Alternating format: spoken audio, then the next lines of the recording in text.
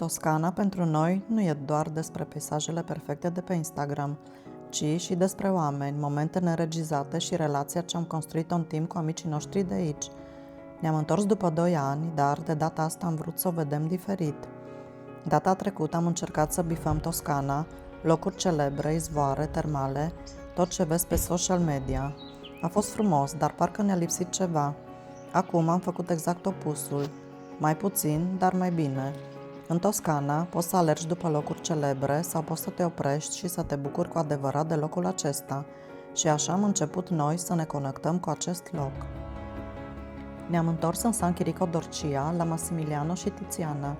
Acum 2 ani eram oaspeți, azi suntem prieteni. Într-un loc unde până și un șoricel primește o a doua șansă. Am început să înțelegem că ritmul vieții aici e altul.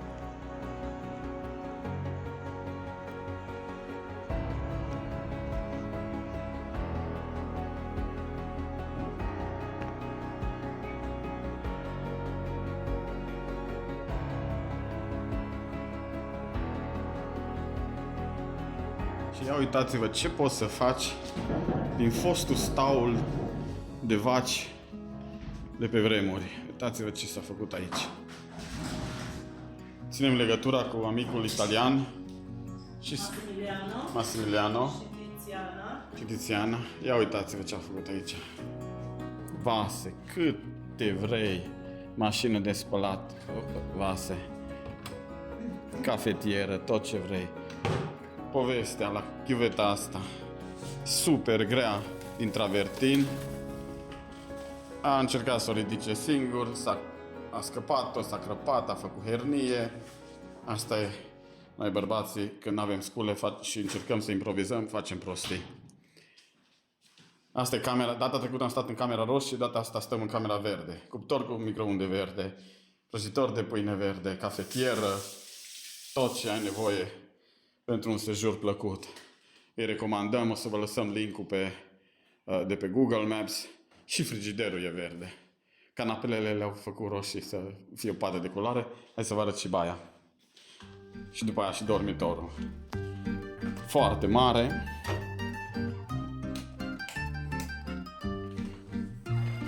Și făcut cu bun gust. Toaletă, cabină de duș. Și uitați-vă stilul de a construi aici în Toscana.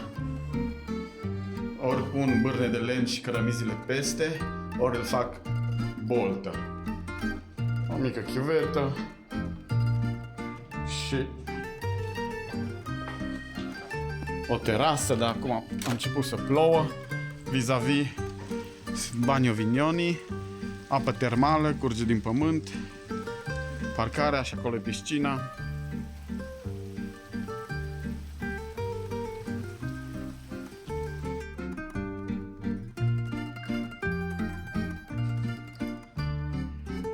Un dormitor simplu, exact ce vă ziceam, grinzile și pe ele vine cărămida și așa sunt făcute toate casele de aici. Câteva umerașe.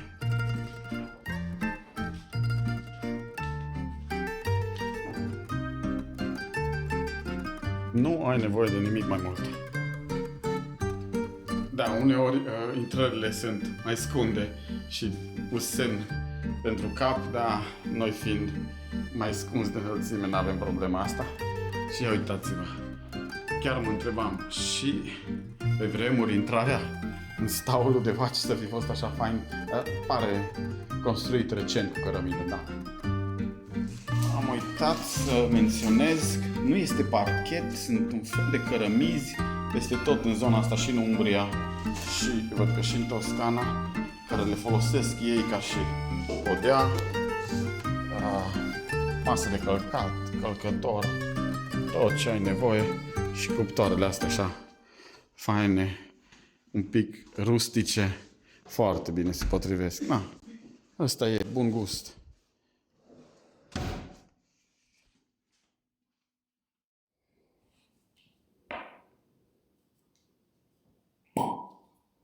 Vin cadou la gazda noastră din Toscana.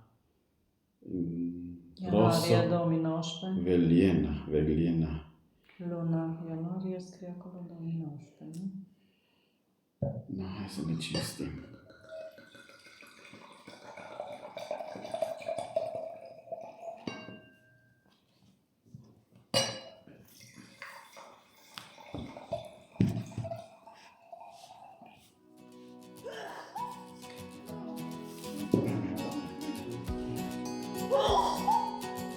Sănătate!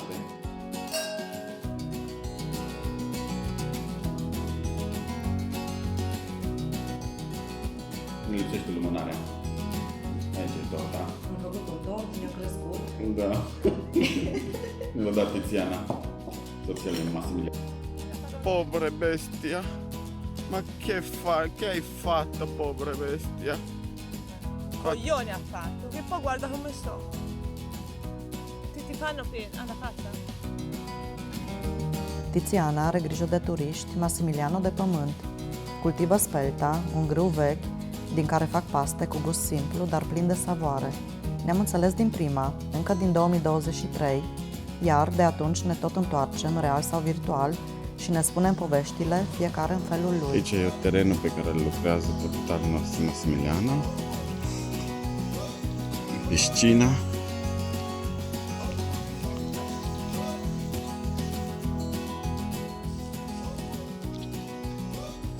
Au super piscină. Da, acum cad frunzele din nuc. Și ia, bun venit în Toscana.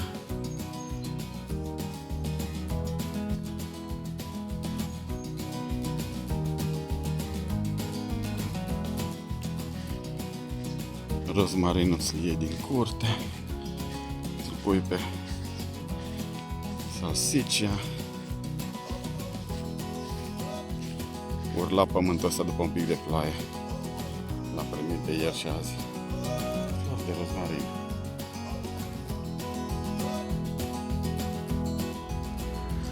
Nu sunt mere, nu sunt nici caise sau... Și e foarte interesant, trebuie să le întreb pe Massimiliano. Ce sunt astea?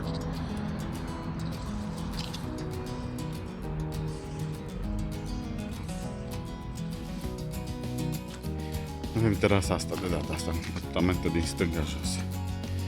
Și da, Tiziana pune capcane de șoareci. Că tot timpul lasă turiștii ușa deschisă. Numai că vine toamna, ei caută să intre înăuntru.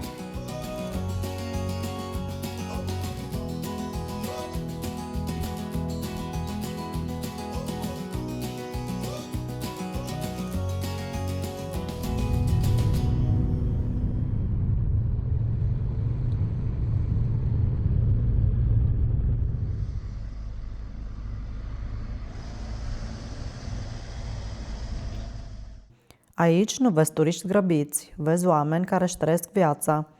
De la mâinile care fac paste la rafturile simple dintr-un magazin local. Totul e real, fără spectacol. Castiglione d'Orsia, liniște, cântă păsărelele.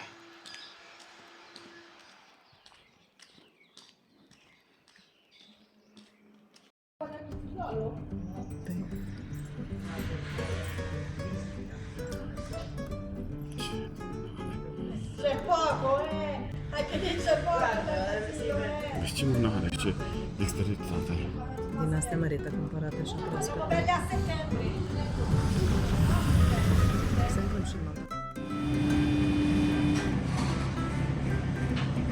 Nu este timp și pentru cursuri la turiști. Bravo, molto dexterità.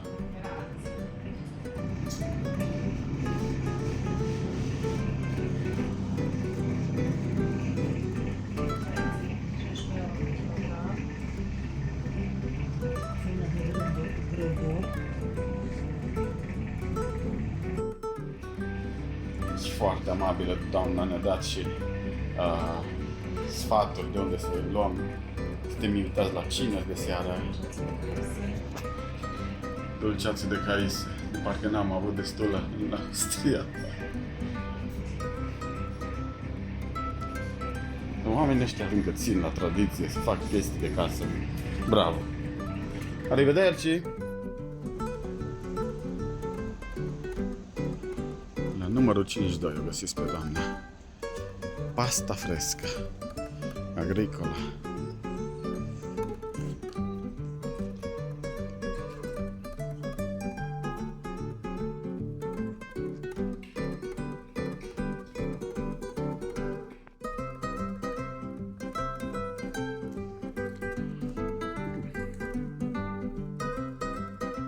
Cât costau pastele, că n-am fost la... 16 euro kilogramul.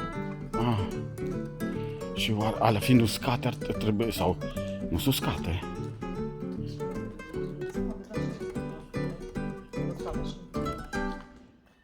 Acolo sus e castelul. Am fost data trecută. Și acum căutăm pasticeria, e închisă. Da. Hai să vedem. Din 22 până în... Da. Nici eu nu știa. Și gelato ar fi. Da, aici am mâncat înghețată noi. Mi-am amintesc, era o doamnă în vârstă. Parcă am mai auzit pe net chestia asta. Italienii încă țin la ziarele de hârtie. Uitați-vă. Librărie.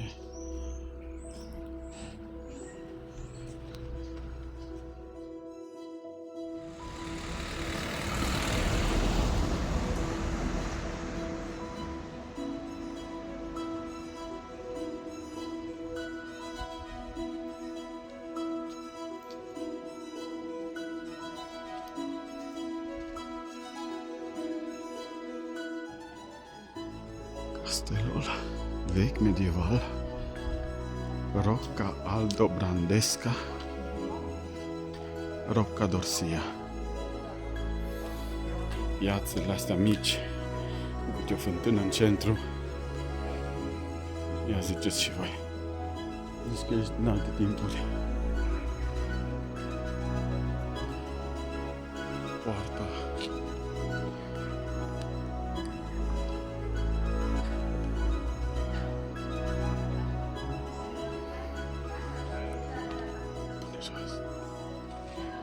Îți place? Ce zici?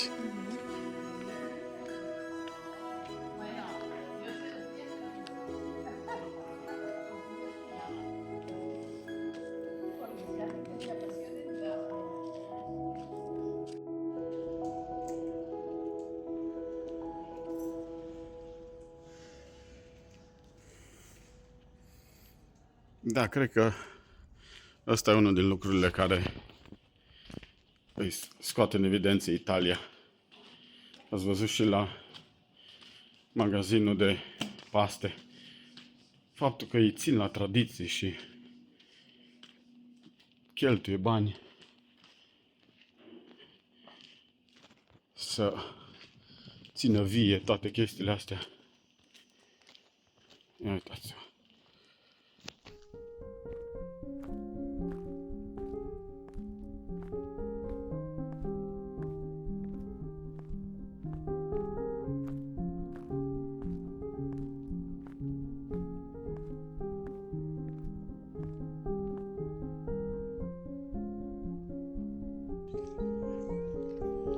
Încă ține vremea cu noi. Dar mai sunt anunțate niște ploi.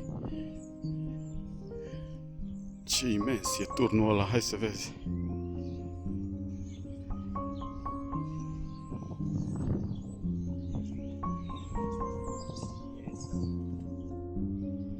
Travel Licorici vă salută din Castiglione d'Orsia. Poarta de sus se cheamă aici.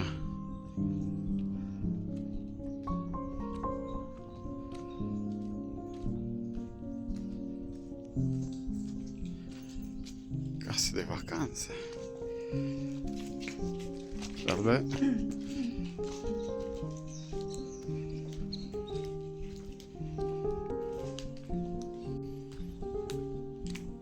Multă liniște și doamna, oamenii foarte calzi și amabili.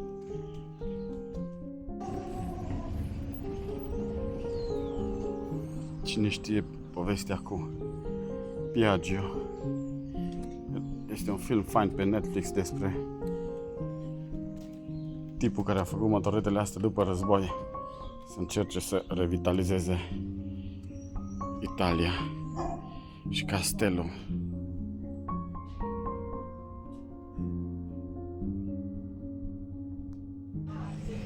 Dacă stați bine cu dantura, sunt foarte tari. Da, italienii le apreciază cantuccini, fel de biscuiți, tot felul de gusturi. Smochine, parfum de Sicilia, clasice.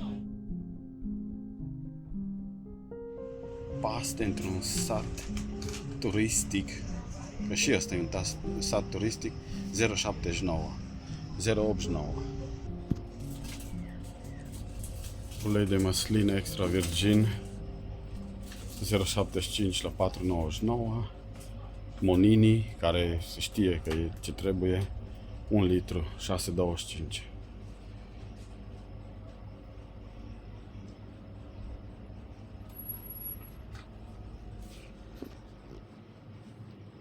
Detergenți, oferte. Este la 600 de mililitri cu 1,69 aceeași gamă. Asta e un magazin alimentar de țară, imediat, hai că vă arăt. Uite și aici vinuri, hai să ne uităm la vinuri.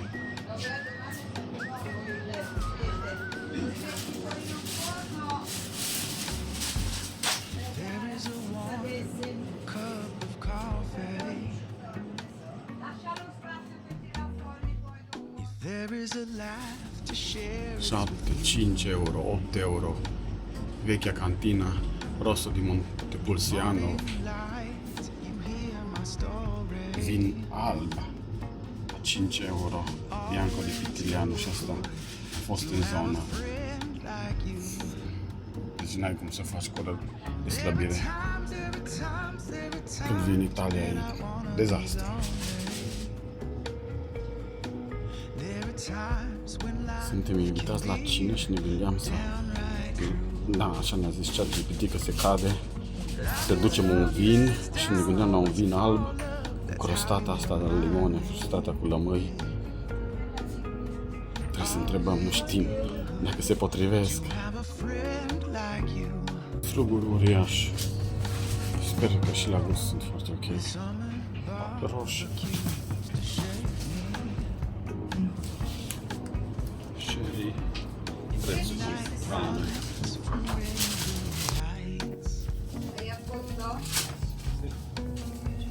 Wherever life seems to take me, La ofertă. 16,90. have a friend like you. Le costosine piccolette. There are times when I wanna be lonely. Nu te aștepți ca cineva să te invite la cină la el acasă în Italia, dar când se întâmplă, înțelegi că nu mai ești turist. Unele momente nu sunt pentru cameră și poate tocmai de asta sunt cele mai valoroase. That's how you remind me. Am cumpărat și cadou. Uite aici. Enoteca era închisă. Deci am făcut bine că am cumpărat la magazinul satului. Altfel am rezolvat și cadou pentru cină, o tartă cu lămâie și un vin bun. Ne-am consultat cu ChatGPT, evident. Și ea deschide geamul spre văile Toscanei. Ce fain! Așa. Castiglione d'Orsiana, vine ploaia. Nu, lasă.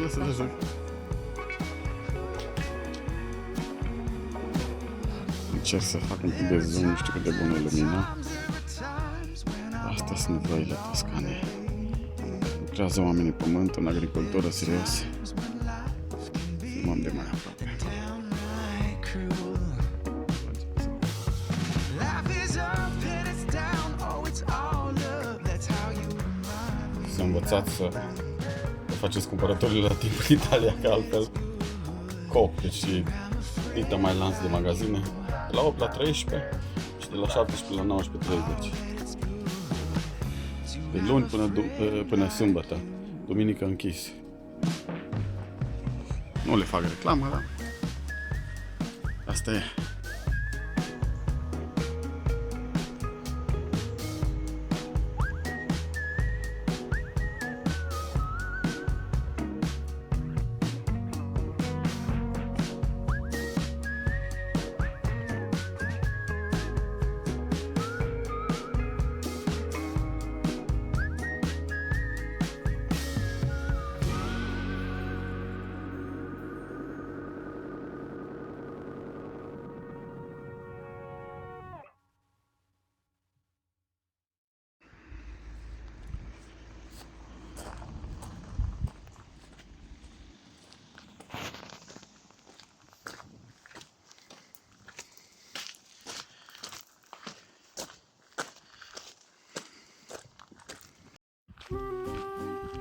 traversăm un cimitir ca să nu o luăm prin pădure, că e prea mult noroi.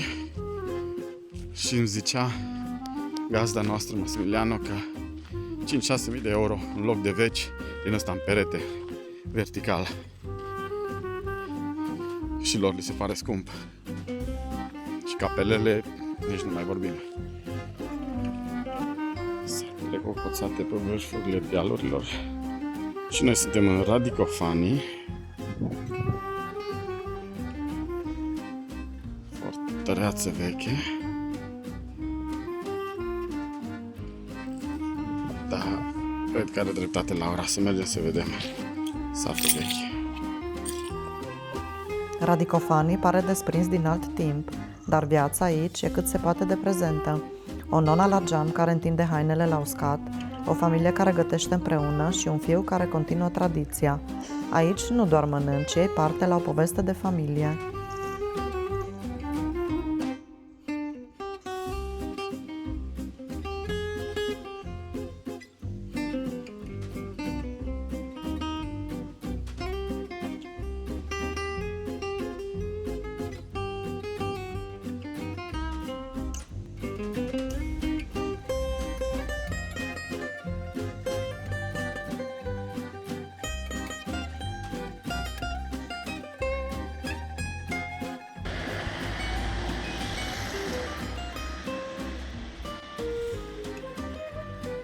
Porta Romana da piedi.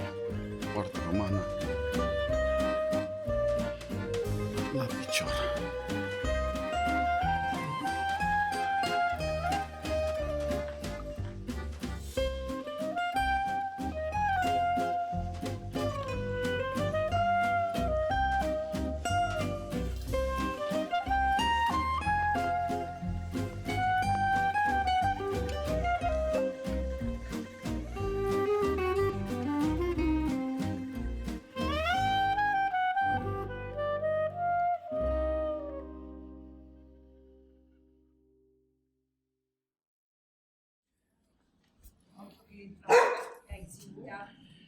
Măcelărie e aici.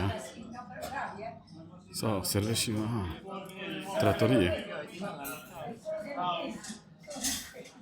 Și servesc meniu. Francigena e un traseu turistic de mers pe jos pe aici. 15 euro. Primo, cum ar veni, entrée, apă, secondo, meniu principal și contorno, s-ar putea să-ți dea și dulce. Panini con contorno. Ceva local, în Radicofani. L-a văzut Laura și a zis, hai să intrăm aici, numai localnici. Gnocchi cu ragu și papa al pomodoro, mâncare de roșii. Și mai avem și felul 2. Și supa asta, sau crema, mâncărica asta de roșii, papa al pomodoro, foarte interesant. Nu e nici supă cremă, nu e nici un fel ca un piure. Pâine am simțit un pic de... Nu știu ce e. Da, am nimerit-o, bravo. Apa cred că e inclusă în copertă, așa e? Să vedem dacă ne pune și copertă. Da, ceva absolut normal să aducă apă în sticlă. Și cred că e apă de la robinet, un pic răcită. Așa e la fel și în Grecia. Apa e, cum ziceam. Cum a fost papa al pomodoro? Foarte bună. Am întrebat ce conține, ci că doar roșii și un pic de pâine. Am zis că ceva pâine specială, fără sare. Am simțit pâinea, dar parcă mai era și ceva, dar n-am... Nu, zice că doar Busuioc. Busuioc, usturoi, roșii și pâine. Foarte bună, papa al pomodoro. Si è cresciuto troppo. No, tu ti sei comprato una rana, guarda che questa volta. No,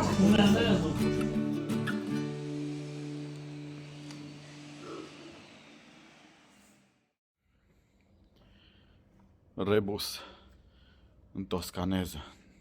Chiar asta nu știu să traduc.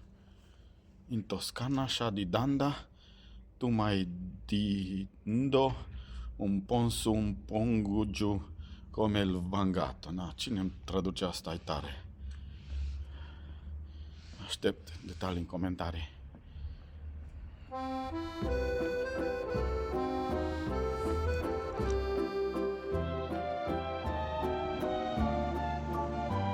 fost mai răcoare de dimineață, acum s-a mai încălzit.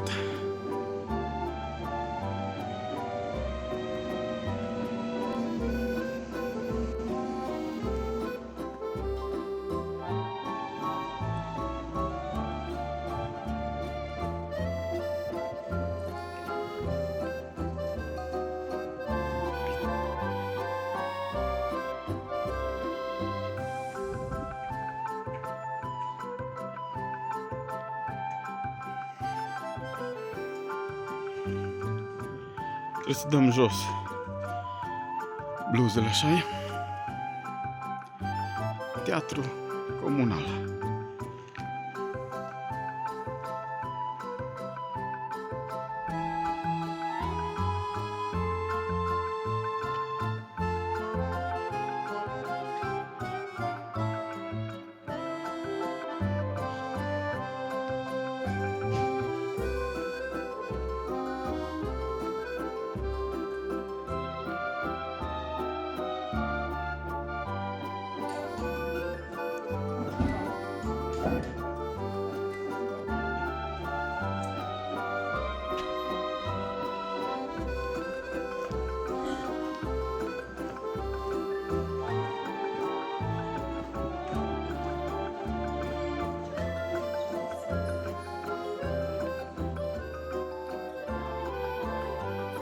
Că asta e problema zilei.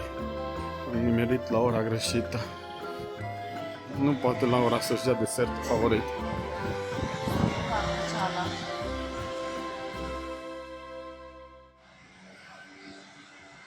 Asta e Piaggio.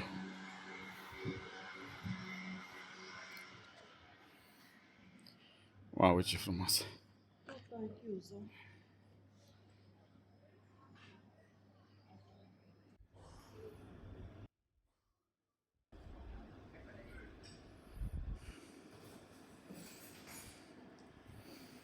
Biserica Sfântul Petru, romanica gotica.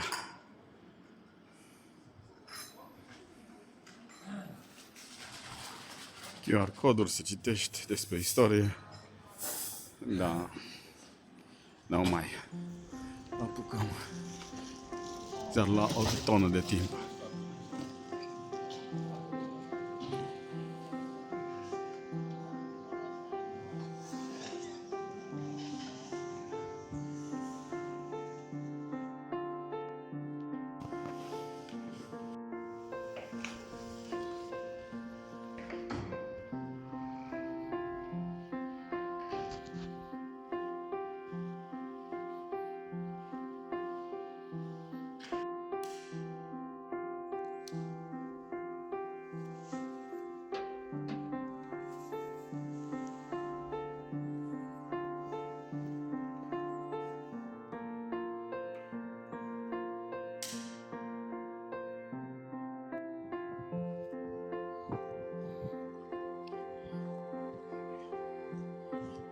Hai să vă arăt dealurile munții și acolo în depărtare ies aburi. Cred că este, m-am uitat cu binoclu, cred că e o centrală geotermală, dar nu e așa bună lumină.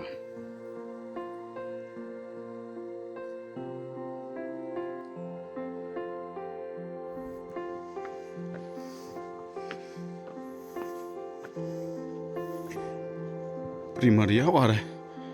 Așa pare. Aceeași familie la care am mâncat, afacere de familie și o și gelaterie.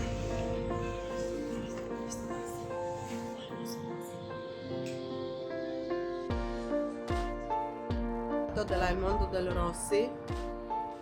Am luat gelato de la Mondo del Rossi, așa zicea exact, ca și Cei care au și... restaurantul de familie unde am mâncat. Da, unul la care se... Era băiatul care vindea. Băiatul, da. Părinții erau la restaurant.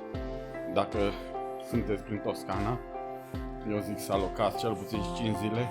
Vă garantez, n-aveți cum să vedeți tot. Sunt atâtea opțiuni ce să vizitezi. Luați-o încet, bucurați-vă de locuri, sate faine. Dacă vedeți restaurant, trattoria se cheamă la ei, ca o gospodină. La preț corect. Deci scaunele nu arată nu știu ce, scaune normale, modeste, mese, foarte bună. intrați și mâncați. Deci cu 15, maxim 20 de euro mănânci un meniu zilei. Primo, secondo și contorno. Apă și cafea, nu știu dacă era. Apa au fost inclusă, da. Cafea ne-a întrebat dacă vrem. Și Nu. să vedeți italienii, să vedeți pe bune cum zici că se cunosc de 10 ani, așa povestesc între ei și s-au cunoscut acum 5 Să minute. arătăm la Dani, că ne-am luat înghețată de la... Deci incredibil de calm, zic cum au avut vârf de toate mesele ocupate, ultimele două Foarte locuri le-au găsit. Calm oamenii, fără grabă, ne-au servit, perfect, recomandăm.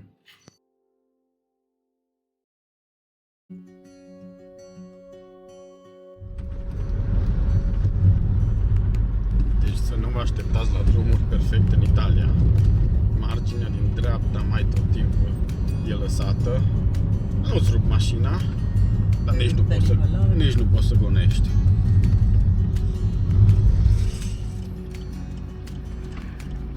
La recomandarea gazdei noastre Massimiliano a zis că îi place lui satul ăsta, San Casciano dei Bagni.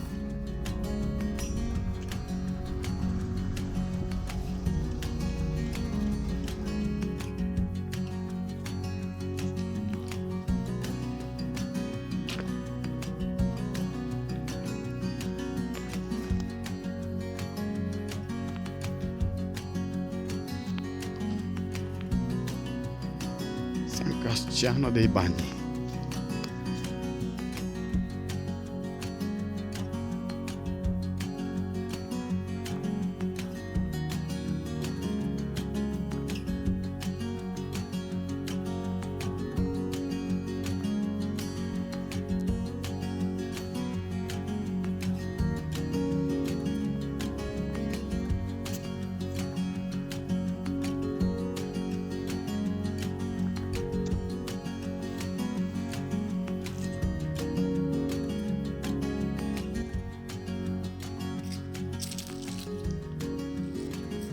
Ce liniște!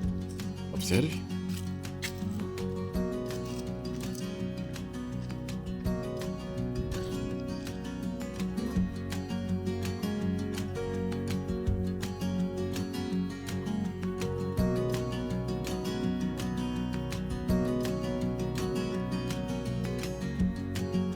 Aici pare că nu se întâmplă nimic și totuși simți că e suficient. Par locuri rămase în alt timp, dar liniștea asta e cât se poate de prezentă.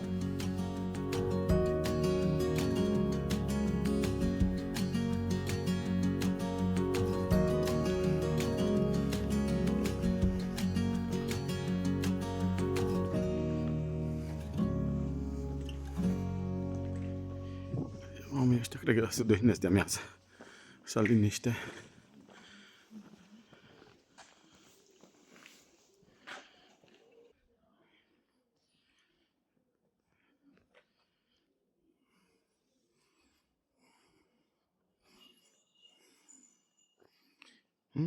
Te simți ca o prințesă în castel.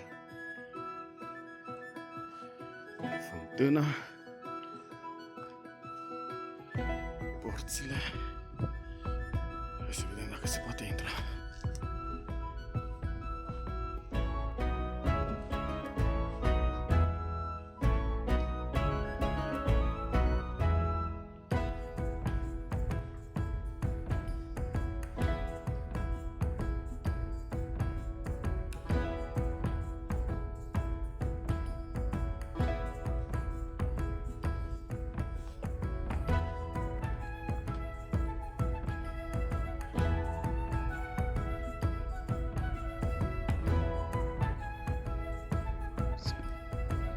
Încetiniți vizita.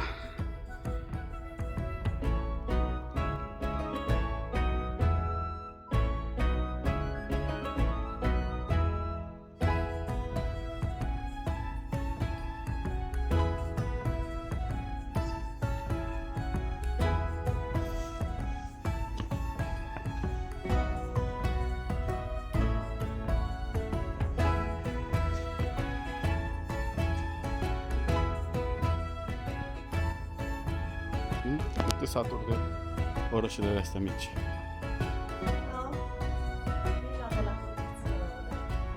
Deci am aflat misterul, după aia am văzut și partea asta de sus. Astea sunt cachi. Nu sunt nici mere și trebuie să se facă portocalii. Nu știu când. Cred că mai târziu se coc. Spre noiembrie, decembrie.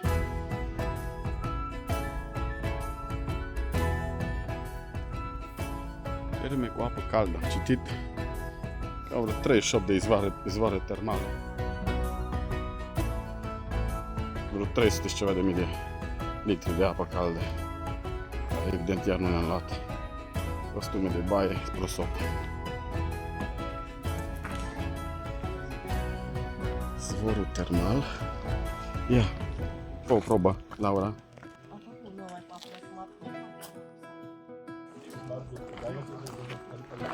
Eu zic să ne întoarcem. Că e bună de tratament. Și oare... Ritorniamo. Cel mai mare izvor, 25 de litri pe secundă. Din vremurile romane, de 2000 de ani ăsta tot de apă caldă. Sus e castelul. Și aici lumea care face baie.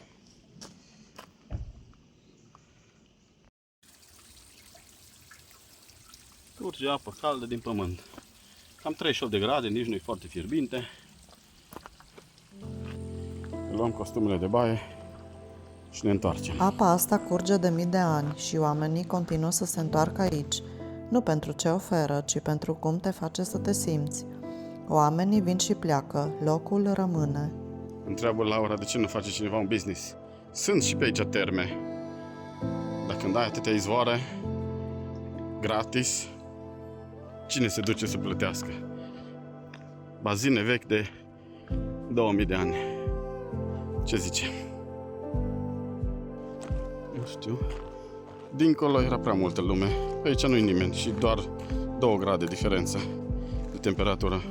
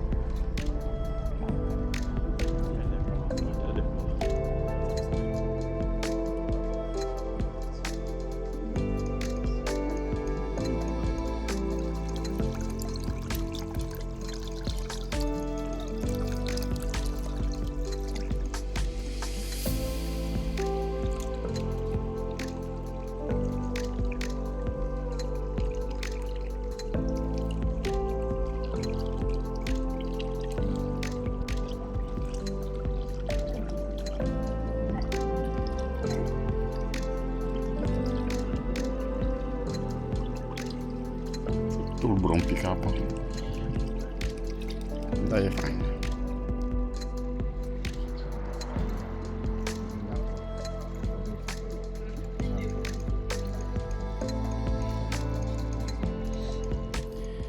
Parchezi aici și căutați strada del Bagno Grande. Zice că e doar pietonal, 5 minute la primul bazin, maxim 10 la al doilea.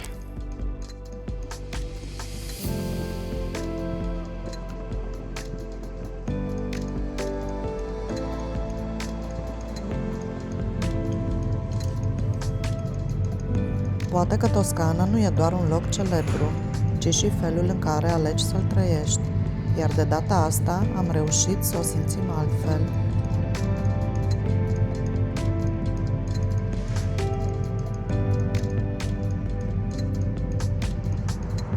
Wow, prea multă lume, hai că găsim altul. Avem poză aici deja.